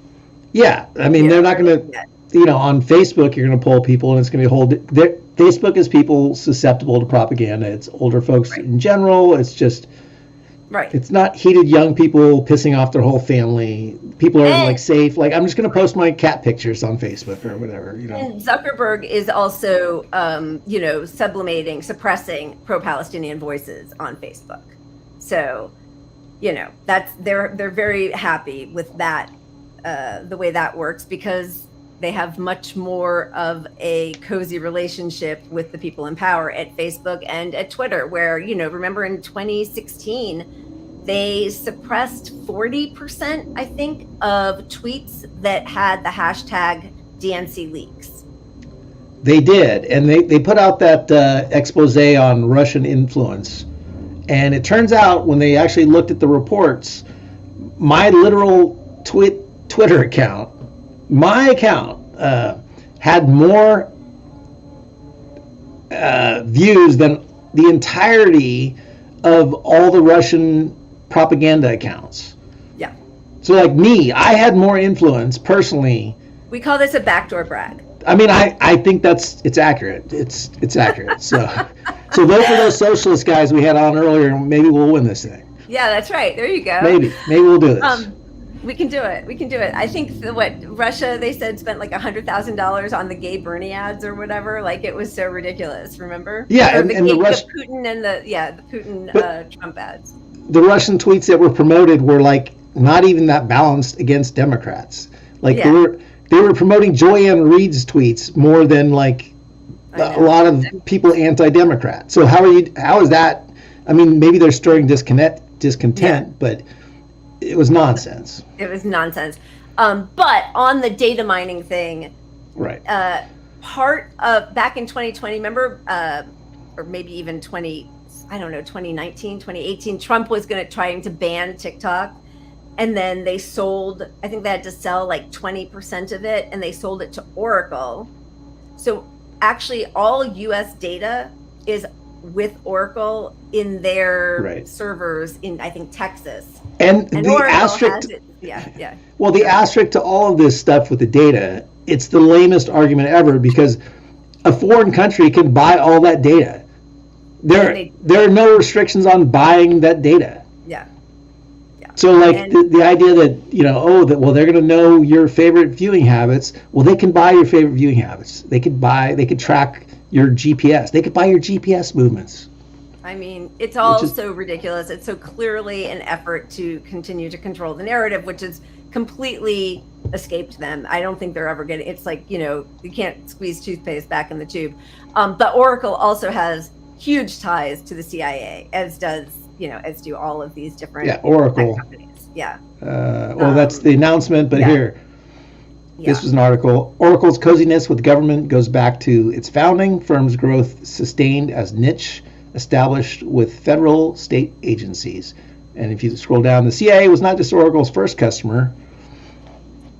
Founded in 1977, the firm's name came from a CIA project codenamed Oracle, like literally codenamed Oracle. They're like screaming it from the rafters, yeah. Like, it's a conspiracy theorist though on our part, right? Amazing. But so to that point, just going back to the controlling the narrative, the Gray Zone had a really good piece recently talking about another person who could be our worst of the week every week, Frank Luntz. And I thought sure you were going to say Bill Maher. We got him. We got too. Bill Maher queued up all the big hits, yeah. But so in this article, the Gray Zone has obtained slides from a confidential Israel lobby presentation crafted by Republican pollster Frank Luntz. They contain talking points for politicians and influencers seeking to justify Israel's rampage in Gaza. Ready for this? He polled. In one focus group, here come my readers, Luntz asked participants to state which alleged act by Hamas on October 7th bothers you more. After being presented with a laundry list of alleged atrocities, a majority declared that they were most upset by the claim that Hamas raped civilians, 19% more than those who expressed outrage that Hamas supposedly exterminated civilians, which is why this rape propaganda continues. They're fighting so hard on that issue. It's the only thing, which, even if it had happened, does not justify genocide, but there is absolutely no forensic proof.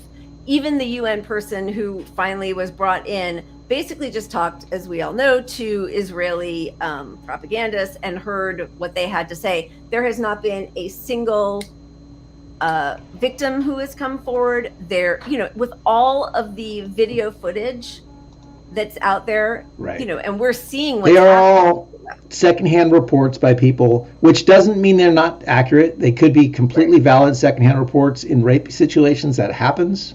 Right. That 100% happens. Right. But if there was a systemic plan to do these rapes, as a weapon of war, yeah, there would be evidence, and there is not evidence of that at all. I mean, yeah.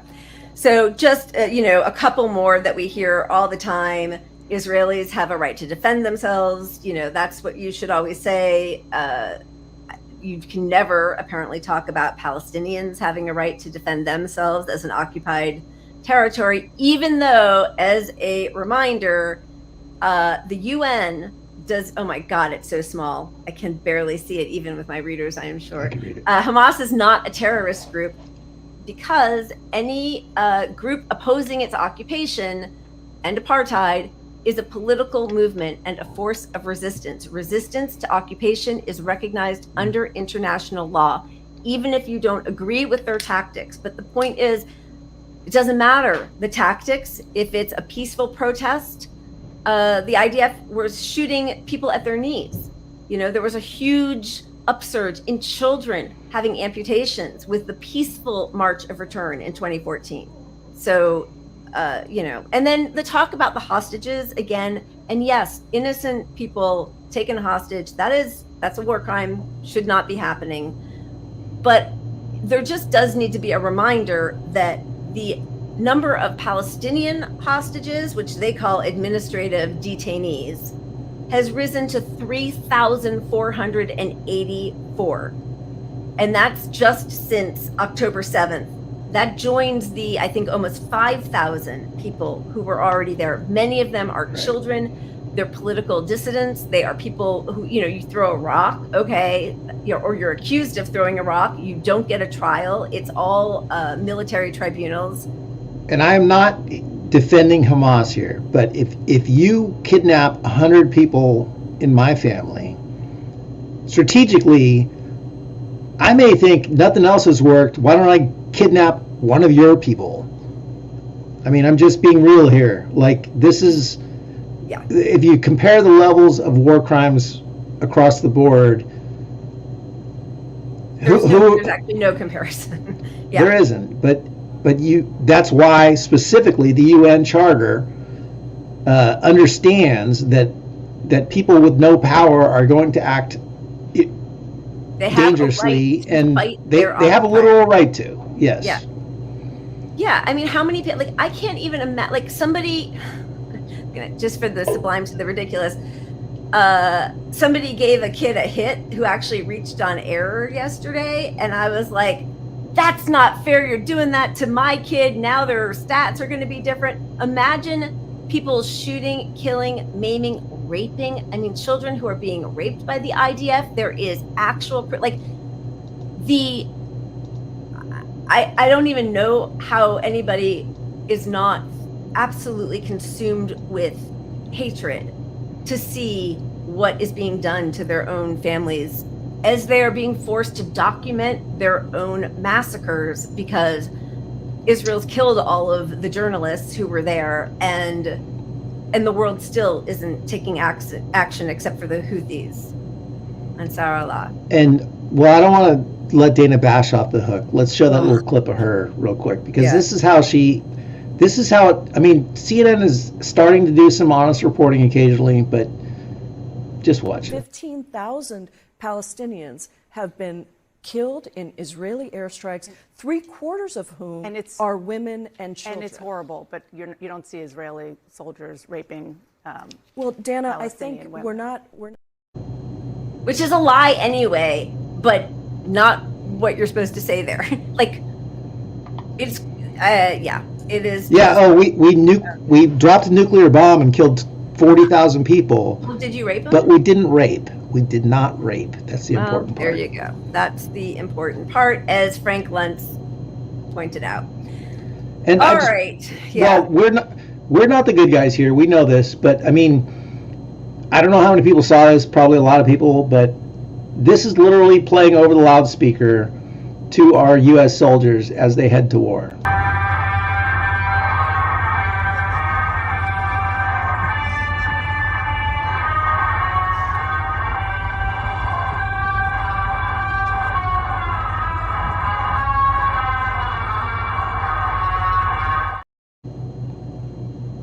Amazing. That's Playing their part. You know, it's from Star Wars, the Imperial March. It's the bad guys' anthem. Darth Vader. Yeah. Yeah. All right. What do you think? Is there any? Yeah. Let's move on. We got 2024 stuff coming up. So yeah, let's get the wheel up. Let's get the wheel up. Let's have some drinks. Yeah, baby. Where's the wheel? Oh, I thought you put it. I got it. Just in time for shots. Just in time for a shot. Now they're going to think the system is rigged. It is rigged.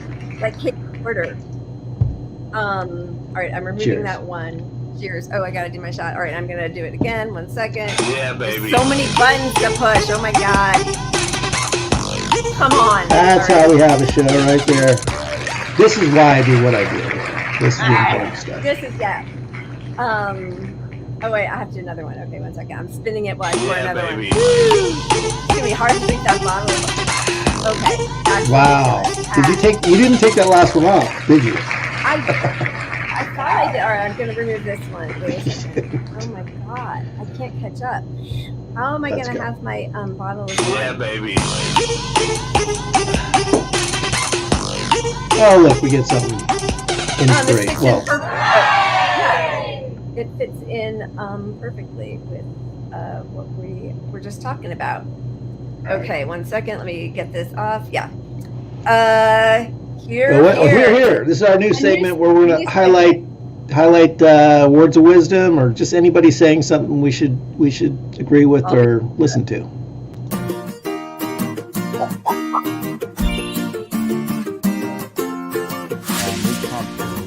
Just dozens of stories about Cuban atrocities, Cuban rapists.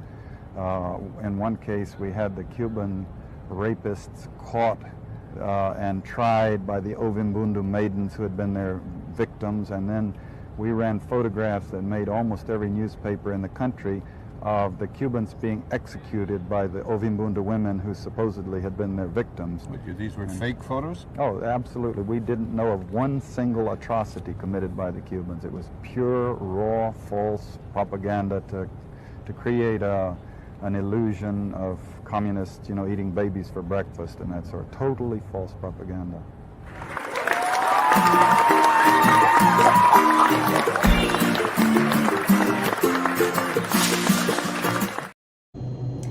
I mean, I think eating babies for breakfast. That's so familiar. Yeah. I mean, they did that with Saddam Hussein, killing the babies in incubators, which, by the way, is happening right now because of Israel. They did that, was it with Gaddafi, where they said they were giving their soldiers Viagra so that they could rape, was that I think it was Gaddafi. Yeah, I mean, this has just been going on, and we're hearing John Stockwell talk about Operation Mockingbird. Planting, where they did this, they planted all these stories specifically to target the emotional reaction, because it's really hard to undo something emotional like that. Like it's psychological manipulation. Yep. It's always used to justify our own atrocities. Exactly. All right, moving on. So what do we got left? 2024. Let's see. There's these guys. You can vote for them. Yeah, there you go.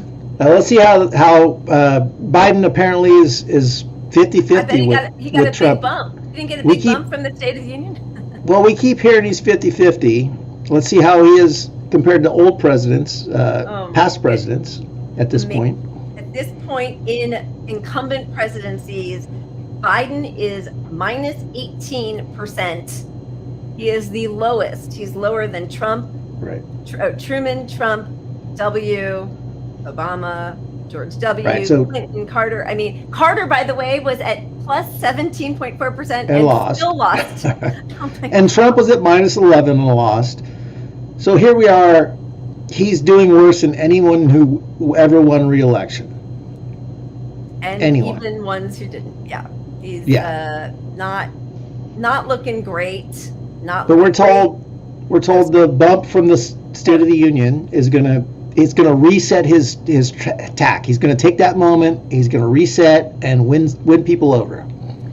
The speech earned rave reviews from pundits, but so far Americans don't seem convinced. I mean, it was pretty phenomenal to see. Like, remember Ezra Klein had done that piece a couple weeks ago about how he's really thought about it.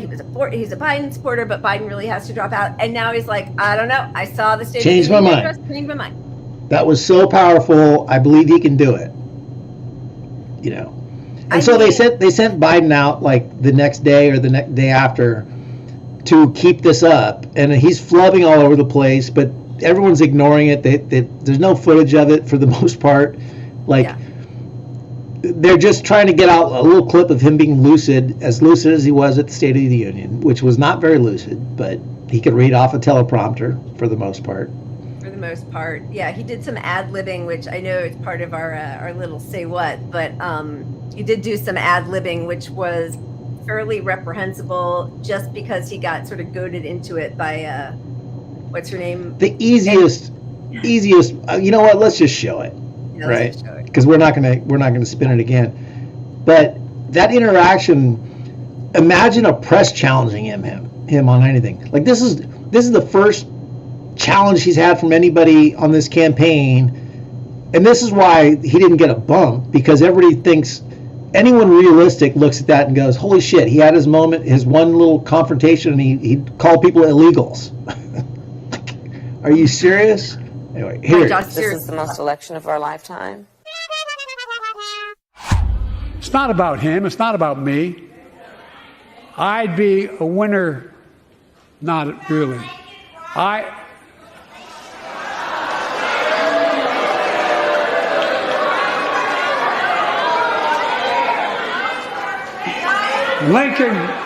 Lincoln Riley, an innocent young woman who was killed by an illegal. That's right. But how many of thousands of people being killed by illegals? To her parents, I say, my heart goes out to you, having lost children myself. I understand. You gotta keep pushing what you're doing on the humanitarian stuff and all this stuff. So I told him, baby, I'm gonna do this. I said, baby, you know I can't come to Jesus. Sure, just good.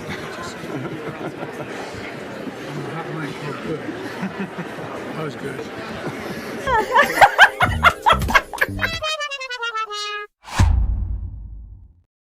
Do you see how quickly his handler came running out when he said, I'm going to have a come to Jesus moment with Bibi? The fact that we have a Democratic president calling migrants and people seeking asylum illegals is so reprehensible, but it's just like every other part of him embracing his inner MAGA, right? Whether it's... But it's just showing how much they're going to lose, in my opinion, because the next day they tried to clean it up with him like saying, well, I guess you're not supposed to say illegals, kind of like by the helicopter, Yeah. And then he finally came out and said, it was a bad choice here. on my part, Yeah. No, but then he said, but then he said in that clip, but they aren't supposed to be here. They're here illegally. He still said that. Yeah, and how is this going to look? The point of if you are a Democrat and you think, oh my God, fascism on the right, we got to stop the guy on the right. You're not going to do it by pissing off your whole base, which is what Biden has been doing repeatedly. On the immigration stuff. Let's see let's look at how Democrats were framing immigration in 2017. Where is it? Oh, yeah. And by the way, it was Lakin, not Lincoln, as people are pointing out. Here we go. Yeah. In 2017, they were running on believing that no human being is illegal. It's on the lawn signs, Pat. I see in this house, we believe no human is illegal. We need to make one crossing those things out. Nothing exists there anymore. It's just in this house, which you basically can't afford anymore. And so he takes over in 2021 and basically doubles the deportations under Trump. That graph is so striking, truly disgusting, reprehensible. Then bends over backwards with his fascist border bill, which again, Democrats keep talking about this God, can you imagine? We gave them everything they want, and with the border bill, and they still won't vote for it. Look at that. They think this is the biggest win. Yeah. This is the biggest win because, hey, we tried to give them everything they wanted, and they wouldn't even agree. They wouldn't even agree to everything they wanted. Guess what's coming next? Yeah, exactly. So at least Amnesty International is saying it's the worst, what did they say? The worst border bill, the most extreme anti-immigrant proposal this country has seen in 100 years, ends the right to legal asylum, fails to protect the most vulnerable, fund the detention of 50,000 people, builds a border wall, which has been continuing anyway. And then to the icing on the cake is he invites Trump to come do it with him. I mean, and says to them, show a little spine. I mean, part of the reason I think that Trump started selling weapons to Ukraine again after Obama had ended that, because he was like, we don't need a war, a third world war with Russia and to revisit the Cold War, was because people kept goading him in with these false accusations that he was Putin's puppet, right? So keep goading. But you have to, if you're a Democrat, the responsible way to actually placate your own base, which should be part of it. I mean, not placating, you should actually do something, but the way you fight this is with the facts. You put out the fact that immigrants' crime rates are not correlatory. Immigrants are some of the least murderous people in this country. They even small crimes, right? Because they know they do not. They don't want to pick up. Yeah. Right. They don't want to be, and they pay taxes. They pay taxes and more than, I don't know, not more than Americans, but they pay taxes at a very high rate. Yeah. Yeah. I mean, it's just disgusting. And it's also the money to cops. It's right. We're running on, we've morphed into running on tough on crime. Tough on crime, tough on illegals, tough on war, never met a war we don't love. The whole campaign is about, we don't want the right to be able to say we weren't evil enough. Or weren't, hey, let's take that talking point away. What do you want? Yeah. Oh, you want cops? Here, take that away. You got all the cops you want. You want to treat immigrants like they're second-class citizens? Oh, go. We're doing that too. It's us too. The crazy thing is Trump keeps doing it right back, right? He's like, oh, let's cut Social Security, and then he walks it back. So now Biden will be like, I'm not gonna clearly. Yeah, next week really the responsibility of. We really need to make the next show about how both sides want to lose, because Trump is dropping the ball like an idiot. It would be the easiest way to win, just without some of the shit he's done lately, even being on trial for all of this stuff. I know, it's amazing. The thing that Democrats always have going for them is the vote blue, no matter who crowd will always justify it, because they will pretend they can see into the hearts of their dear leaders, the Democratic leaders, and they will make excuses and rationalize, as we see here from just this past week. Sorry, we're going to inflict a little Bill Maher on all of you. But I do see that the governor of New York now is putting the National Guard in the subway. As a New Yorker, what do you think of that? What do you think they'd say if he did it? Well, if he did it, it's for another reason. Her doing it, I haven't heard about it. They just told me just before, but I don't know. I don't have an answer for that. I'm not happy about it, but crime in New York. I mean, you know something about that. Well, I You've don't. played it. It's happened to you. I don't have. Got rid of the that's filth. Organized crime.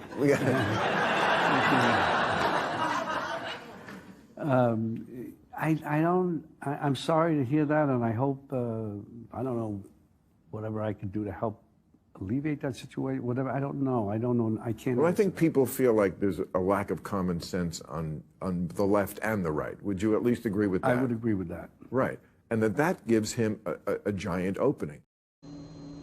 I'm kind of shocked that Bill Maher even asked that question and put Robert De Niro in that spot, but I have heard that from every liberal I know. But I'm doing the exact same thing you hated when Trump did it. Well, he just doesn't have. I mean, it's because he's trying, but they have all the reasons. But it's just so bare that it would be a different. This is the liberal mindset. It would be a different reason if a Democrat was doing it, like just flat out. And what Bill Maher meant to do there, I guarantee he fucked up. He meant to say the radical left and the radical right, because that's how they like to put it. Because then you shoot down progressives on the left, which is his whole goal is to squash progressives on the left. But 100%. But which is why I'm shocked that he even brought up the Hochul thing, like with army putting National Guard in the subways. And by the way, New York cops have spoken out against it. I'm sure it's because they're like they said the subways aren't a war zone. Bullshit. I'm sure that they are worried that it's going to decrease their funding. Let's face it. Well, and I mean, and we have all the stats on New York. I mean, Hochul, she's not even doing this. She doesn't think it's going to lower crime. It's all about a perception. So a police state is going to change the perception, like that. And she said she admitted that crime is actually lower. It's down. It's down. Yeah. It won't prevent crime, and crime is down. It's all political, and you're looking at a policy that it's a selective enforcement. So it's good, according to them, it's like a certain percentage of people walk through, and that you're 1 in 100, and you can get your bag checked. Well, we know that's not how these policies get enforced. They get enforced in a black guy in a hoodie, checking him. Black and brown someone from Palestine. Or whatever. Oh, I saw that pin on his chest. That scared me. Yep. That's gonna get checked. Anti-Semitic, the kafia. And somebody said, well, what happens if they don't want their bag checked, then they don't ride the subway. But they don't have to. But then they don't get to ride the subway. Well, how are they getting to work? It's only going to hurt. There's two layers to that. There's the how are people going to get to work, because you have to agree to it, right? But then the other is, okay, say I'm the guy with the gun in my backpack. Yeah. No, don't check my bag. Okay, did you stop terrorism? I mean, you did temporarily, but I can go to another entrance and not be mathematically one of the ones checked. And if I get asked to check, I just say no. So it's a completely useless policy. Yeah. Completely. Oh boy! All right, we didn't solve all the world problems today, but we came kind of close. I'm kidding. Did we? It's been 2 hours. What do you think? I feel like we should let people go have dinner. We should. Well, as always, we're trying to end on one good thing, which is something positive or somebody did something good. They're not hard to find. There are actually a lot of these. And also, just want to before we go, thank all of you for watching, for subscribing, for being members, for your super stickers and free memberships that you are buying for other people. It really means a lot. Thank you to Joseph, Kishore, and Jerry White for coming on. I wish them all the luck in the world. Socialism truly is the only path to defeating capitalism. So please go to socialism2024.org if you are able to volunteer or donate. And I would add something they may not want to say, but like, even if you're not going to end up casting a vote for them, which maybe they don't end up on your ballot or whatever, like, their purpose is getting the message out, changing people's minds. So you could support them and support somebody else as well, in my opinion. I think there's solidarity to be seen with third parties. So I agree. You guys are awesome. We adore you. We will see you next week. Keep punching up. Cheers.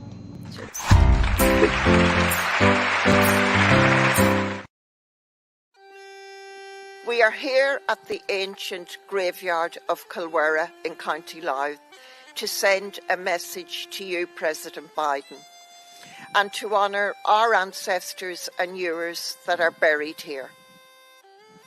For centuries, Irish people lived in poverty, under occupation and oppression.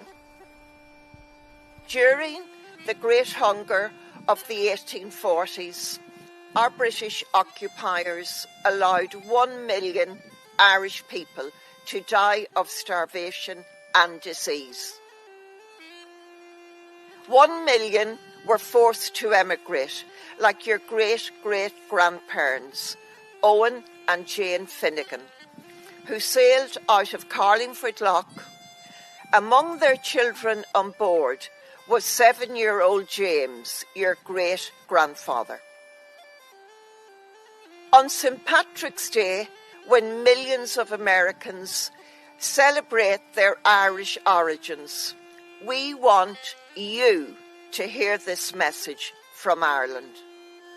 We grew up with the terrible legacy of our ancestors, forced from their homes, dying of hunger on the road. Their bodies were found with grass in their mouths.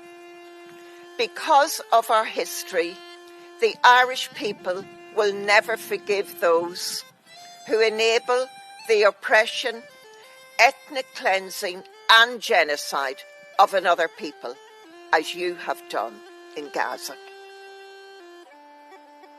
In arming, financing and providing political cover for the Israeli regime, you have betrayed your Irish ancestors as you have betrayed humanity.